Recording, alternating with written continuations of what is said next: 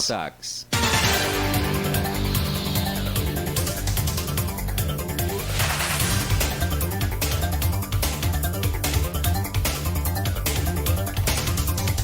Estamos de volta. Aqui nós temos aqui o nosso fotógrafo aqui, fazendo o trabalho. E voltamos aqui bater um papo com a Vanessa Henriques. Agora é o nosso último segmento. Vanessa, antes da gente entrar no assunto da delegacia, das delegacias de mulheres, nós temos aqui uma participação do Edmundo Siqueira, que também esteve conosco aqui na terça-feira, que é filho do cientista João Siqueira.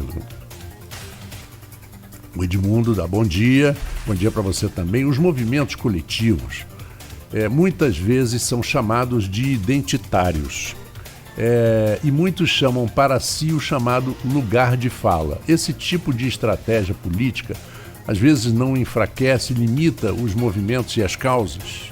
Essa é a colocação dele. Eu acho que a gente até falou um pouco sobre isso, né? De você desviar o foco e acabar tirando a força do principal objetivo.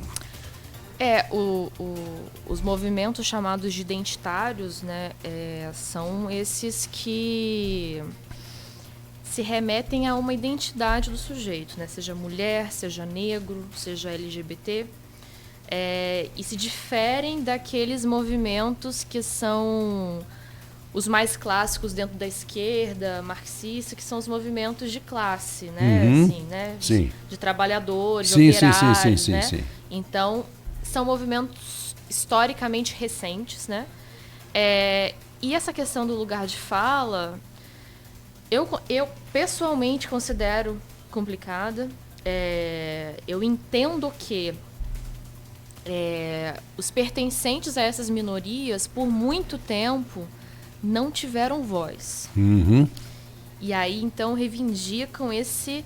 Não, agora vocês têm que me ouvir. Agora eu quero esse lugar de fala. Mas acho que não significa que quem não pertence a essa minoria não possa falar, não possa perguntar, não possa discordar. Assim como a gente está falando aqui hoje, né? Você, sendo homem branco, né, mais velho do que eu, tá me fazendo perguntas sobre feminismo. Seria, acho que um absurdo eu chegar para você e falar, você não tem direito de opinar aqui, entendeu? Você não tem... Entende o que eu quero dizer? Acho Entendo. Que, politicamente, esse diálogo é muito importante, como estratégia política, inclusive.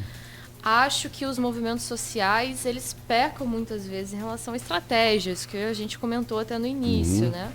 Mas eu entendo que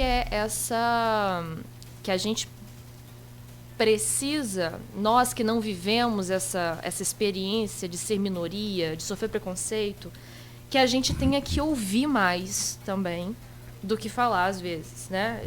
Eu, como mulher branca, né, dentro de um certo padrão, né, de beleza aceitável, eu ouço muito... Beleza aceitável é ótimo. Mas não é? Existe um padrão de beleza aceitável, não é? Isso que tem aquela questão da... Não pode comparar você com a Beth Friedan, de maneira alguma. Não sei. Não sei. Mas o nosso ouvinte é só ir lá no Google, botar lá, Beth Friedan. Tá, depois até eu tô curiosa agora. Você tá curiosa? Não perca seu tempo. O que eu quero dizer é que essa questão Primeiro, né, eu como mulher, dentro desse padrão, eu ouço muito as mulheres que são negras, né, que historicamente não são consideradas bonitas pela sociedade, para começar.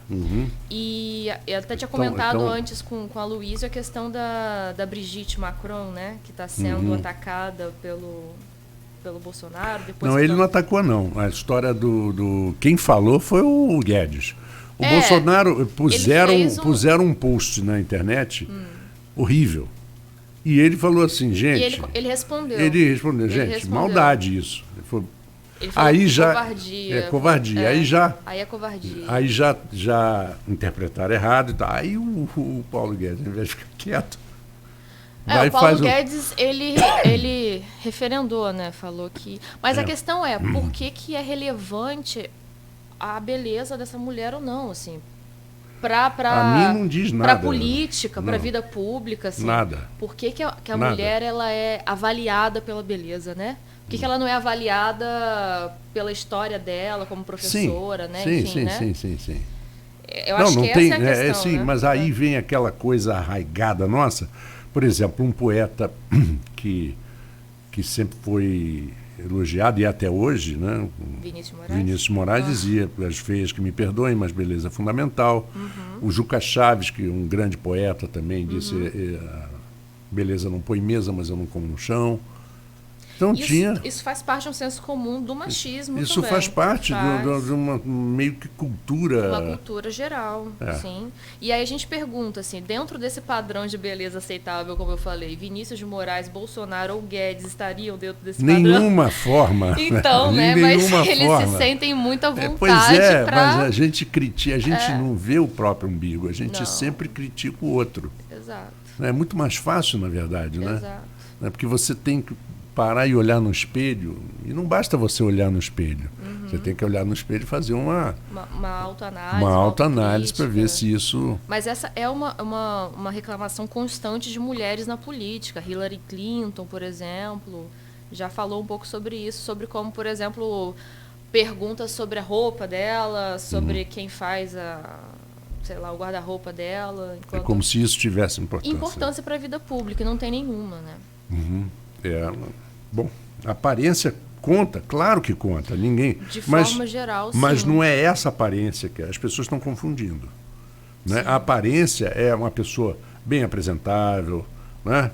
De uma forma bem apresentável, que eu digo é cuidada, dependendo da posição que você ocupa. Você sendo presidente de uma companhia, uma mulher, ela não vai chegar para trabalhar de qualquer forma. É um bom senso geral. É um senso né? geral, mas não tem nada a ver com a beleza física. Pois é, porque eu já ouvi muita gente, por exemplo, dentro da universidade, da academia, fulana é brilhante, mas é feia, né? Mas já ouvi muito isso. Não é? Eu imagino. Já ouvi muito isso e ao contrário também. Fulano, aquele cara é muito inteligente, mas é tão feinho. Eu já ouvi muito. E por que isso é relevante? Não tem, por que isso é relevante? E tinha aquela brincadeira que você dizia assim: olha, vou ter uma amiga para te apresentar. Aí o cara fala assim: é bonita? Aí o outro respondia assim: olha, é gente boa. Eu falei: não quero não.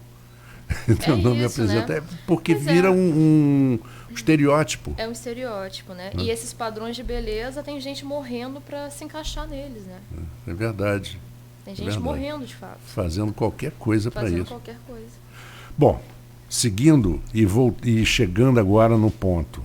Esse ano aqui, que nós começamos o Folha no Ar, desde março, 28 de março, aniversário da cidade, nós tivemos algumas matérias postadas pelo jornal Folha da Manhã e que a gente comentou aqui. Até tivemos pessoas aqui sendo entrevistadas para falar sobre isso, sobre reclamações e críticas à atuação da delegacia, da DEA, da Delegacia de Mulheres.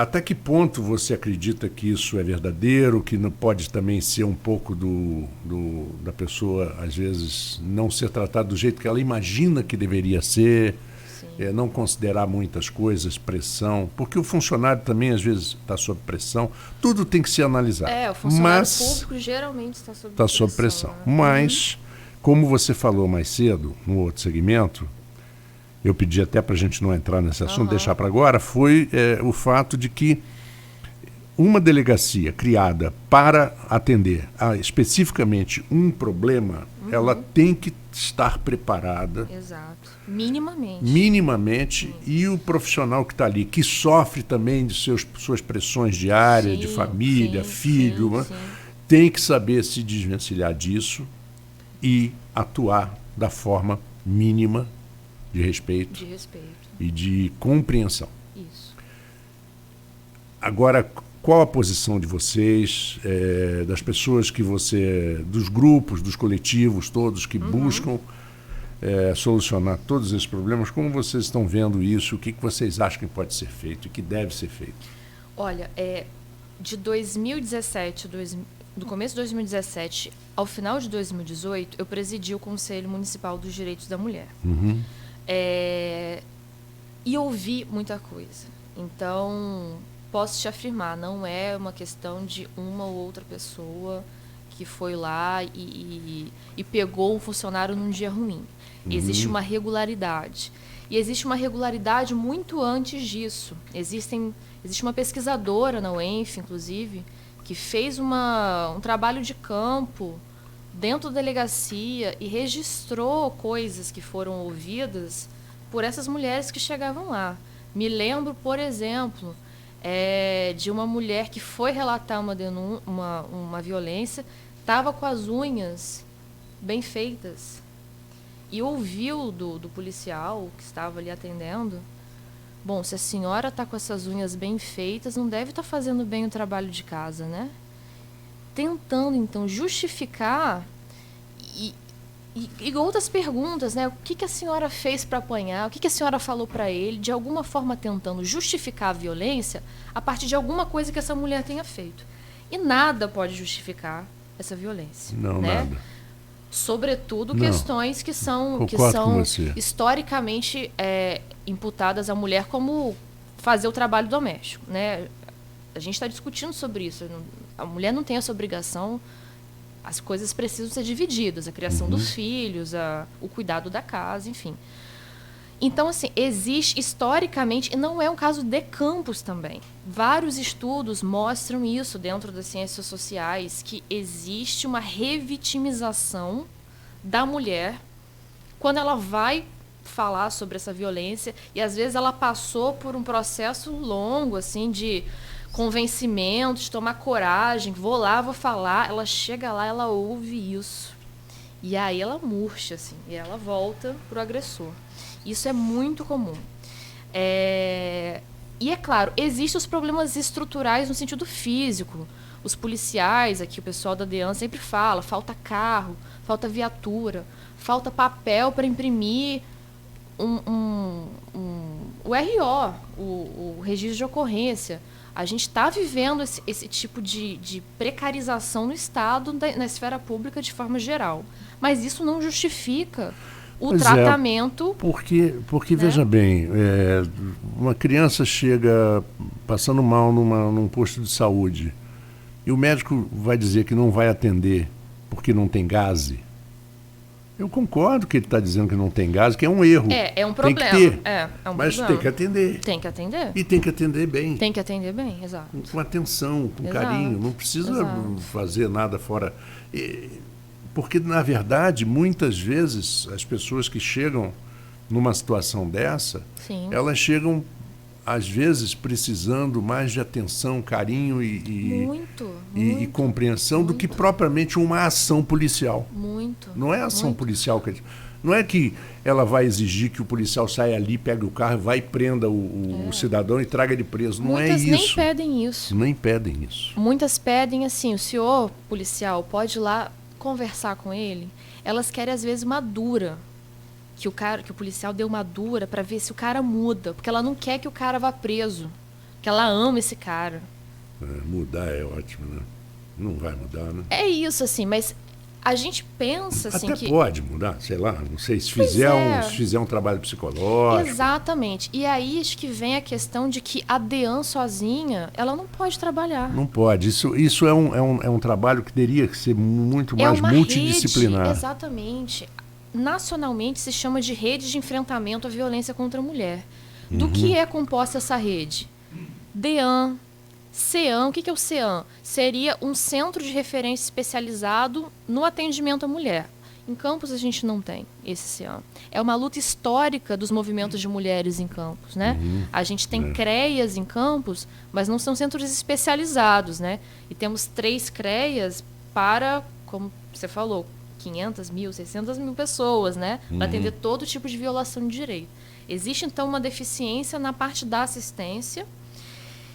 E outro equipamento que é importante seria esse centro de reabilitação, entre aspas, né, do homem agressor.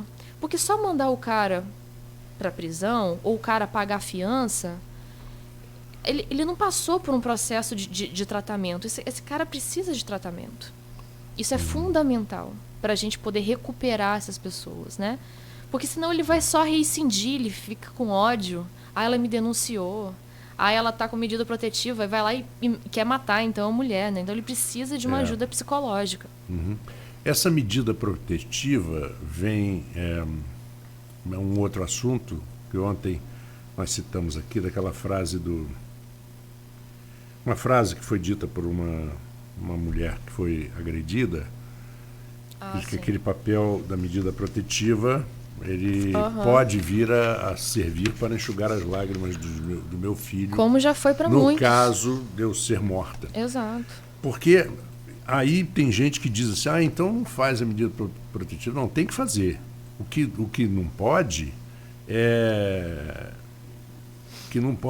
a pessoa ter uma medida protetiva contra um terceiro e esse terceiro vir. E acontece muito.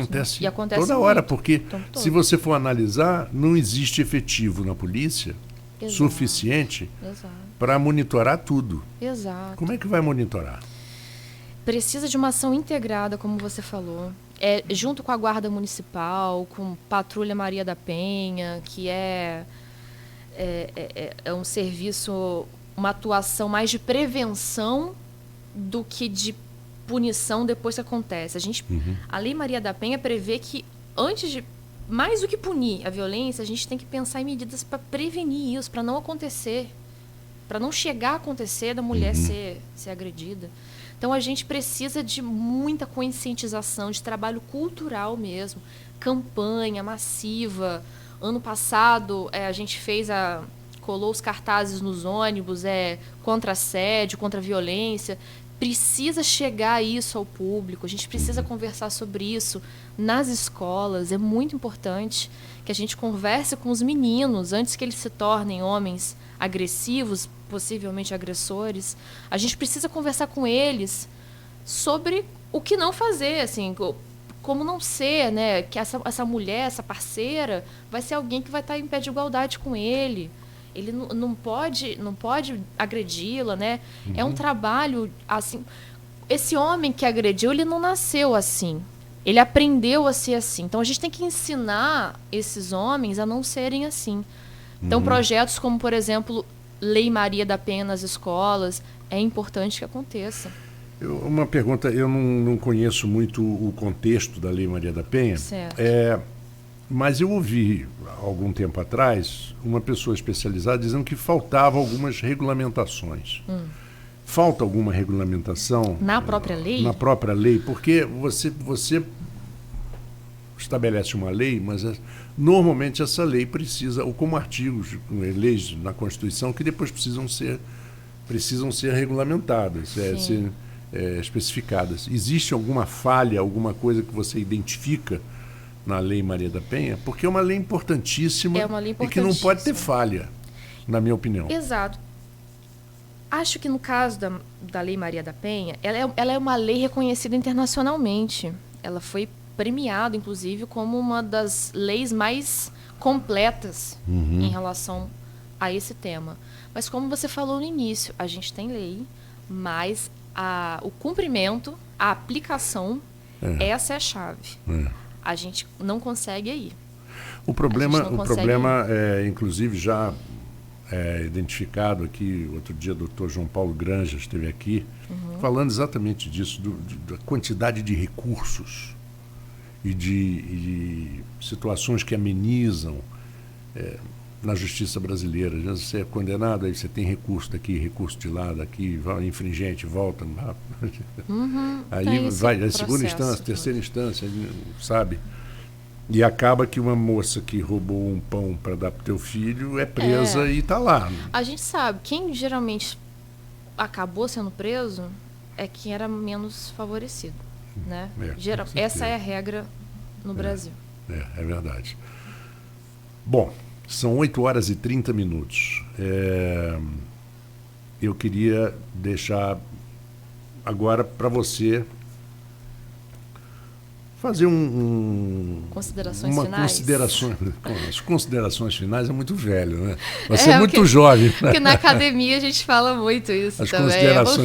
Vamos às considerações finais. Vamos às considerações. Mas, na verdade, o que eu quero é que você coloque, por exemplo, onde as pessoas podem ter um certo apoio do grupo de vocês, dos grupos que existem. Queria que você falasse um pouquinho disso.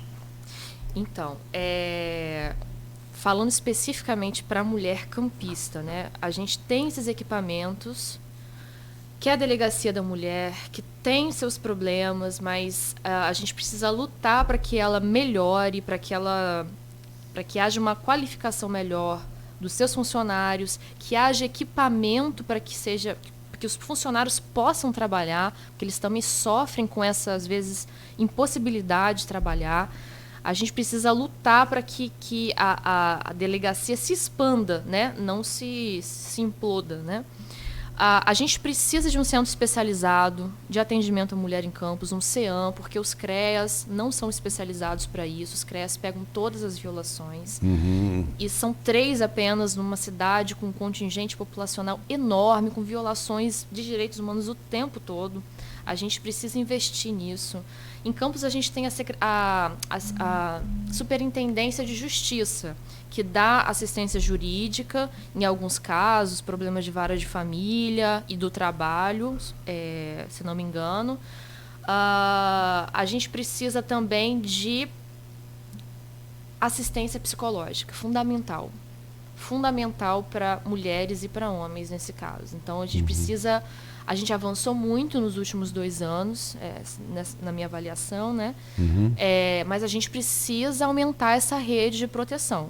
E existe o Conselho Municipal dos Direitos da Mulher, que também é importante que a mulher campista conheça e possa ir lá para poder discutir e reivindicar os seus direitos e políticas públicas. Fica no edifício Centro Executivo, ali na Alberto Torres, claro. 11º andar. E existem esses movimentos sociais em Campos, né, de mulheres pressionando para que essas políticas sejam melhoradas. Existe o coletivo Nós por Nós, que eu recomendo fortemente, que dá essa assistência jurídica e psicológica. Acho que é bom procurar no Facebook a página. E o movimento de mulheres unificadas de Campos também, que geralmente aparece mulher procurando, estou sendo agredida, o que eu posso fazer... enfim, mas a princípio é procurar a DEAN e se puder procurar esses coletivos, né, nós estamos sempre nos articulando para poder denunciar um maltrato ou qualquer desvio no funcionamento do serviço. Eu imagino que deva ser um pouco difícil também, porque muitas vezes a pessoa quer denunciar, mas ela gostaria de ter uma certa anonimidade. É verdade. Mas é muito difícil você ser anônimo num caso tão específico. Você está denunciando uma pessoa. Exato. E ninguém vai denunciar a pessoa que não conhece essa pessoa, né? Vai saber imediatamente quem foi. Exato. Esse sistema que seria um sistema de proteção, como existe em alguns casos, proteção de testemunha... Pois é, aqui em Campos tem um abrigo também, né, que é a Casa Benta Pereira, que acolhe mulheres que são, assim, que estão em risco de vida iminente, assim. Vai na DEAN, vê que o cara tá com a obsessão de matar essa mulher, de ir atrás dessa mulher. Existe esse abrigo que tem um endereço sigiloso e que algumas mulheres vão para lá. Muitas mulheres precisam sair depois de Campos, porque o Estado não consegue dar conta de resolver o problema. Aí a mulher tem que sair e fazer sua vida em outro lugar. Infelizmente, você não pode prender uma pessoa por algo que você acha que ele vai cometer, né? Pois você dá medida protetiva, né? Você dá a medida protetiva. Que é um papel, você não pode, né? Mas... Que é um papel, mas você não pode, por exemplo, tirar a liberdade dessa pessoa se ela não cometeu ainda. É muito complicado. É muito complicado. Algum contato que você possa passar para as pessoas, até porque eu acho que é importante que esses grupos de coletivos de apoio não sejam procurados somente por mulheres com problemas, sejam procurados por aquelas que querem ajudar. Também, pessoas que sejam voluntárias. Exato. E que Precisa-se muito médicos, às vezes, disso. olha, eu vou dedicar um dia, Exato. uma manhã, eu Isso é sou muito psicólogo, importante. vou dedicar. Isso é muito importante. Não custa... Gente, pelo amor de Deus, né? Exatamente. Entender que isso pode acontecer com você. Exato. Com alguém da sua família. Com certeza. Né? Nós temos esse hábito, né? Isso não vai acontecer comigo. Exato. Eu vou continuar fumando porque eu não vou ter câncer de pulmão. Outras pessoas vão ter, eu não. E eu acho que é muito difícil uma pessoa não conhecer, pelo menos, uma mulher que está numa situação dessa. Acho muito difícil. É muito difícil. Muito difícil. Você pode não ter, a pessoa pode não ter contado para você, mas contou para alguém. Mas você isso sabe, chegou. exato. A outra coisa também que eu queria que você falasse um pouquinho é para tirar um pouco, desmistificar um pouco essa frase horrorosa que diz que em briga de marido e mulher não se mete a colher.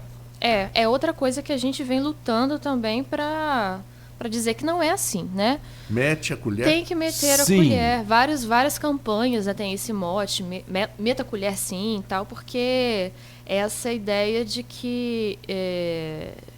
eu me lembro uma vez, só contando um caso rapidamente, eu estava num ônibus na ponte Rio-Niterói, tinha um homem agredindo uma mulher e levantaram alguns homens para poder defender a mulher naquele momento. E aí perguntaram, mas ela é sua mulher, cara? Pô, se fosse sua mulher... Então, assim, botaram isso ainda, né? Tipo, ficaram bravos porque era um cara que não conhecia a mulher. Mas se fosse a sua mulher, eu até nem falaria nada. Eu ficaria aqui na minha. Mas eles só se levantaram porque viram que a mulher não conhecia ele, não tinha nenhuma relação. Isso está muito enraizado no pensamento das pessoas, né? Que você não vai discutir ali com a autoridade do marido, enfim. Isso a gente precisa mudar. Essa é ótimo. Infelizmente. É isso. Bom, gente, esse foi o papo com a Vanessa Henriques. Eu acho isso importantíssimo. Todo mundo tem... Não é possível, né? Você deve ter irmã, você deve ter prima, filha, mãe. Eu acho que isso já seria um bom motivo para pensar no assunto. Esse caso da médica agora também foi exemplar, né? De uma covardia, de uma brutalidade. Exato. A Luísa citou ontem aqui, ou anteontem, que a agressão se deu no carro e ele provavelmente usou o cotovelo. Porque era apertado o espaço porque ali. você fica difícil, né? Logisticamente, um soco, você precisa ter posição para dar, para ele ter eficiência, né? Um boxeador. Se ele está ali contra as cordas, o golpe dele não tem muita eficiência, ele está apertado. Ele tem que ter distância, espaço, para que haja uma transferência de peso, do lado direito para o lado esquerdo e tal, velocidade, para gerar velocidade. E ele ali não tinha no carro, para dar um gancho. Né? Então ele deu com o cotovelo, que é um golpe de Muay Thai, que usa muito o cotovelo. Então, gente, pelo amor de Deus, é muita covardia.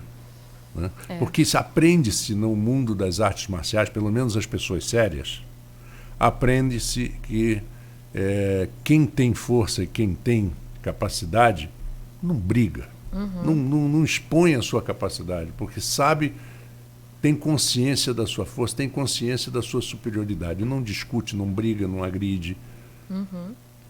Essa é a filosofia, essa né? é a filosofia que nem sempre, não absorve, muito bem. É bem absorvida, é verdade. Poxa, Vanessa, obrigado. Eu que agradeço. Pela sua presença. Parabéns pelo trabalho. E espero que você volte aqui quando quiser, mas com menos... Para chegar e dizer assim, poxa, olha, melhorou, viu? Nossa, meu sonho. Melhorou esse mês. Nós tivemos, ao invés de 30 casos, nós tivemos 15. As coisas não vão acabar de uma hora para outra. Mas é isso, enquanto não diminuir, que a gente continue falando sobre isso, né? Para ver se surge um efeito, né? Exatamente. Vai surtir, tem que falar. E agradeço a vocês também por pelo interesse em trazer esse assunto também à tona. Esse assunto é mais do que interessante porque ele atinge a todos nós.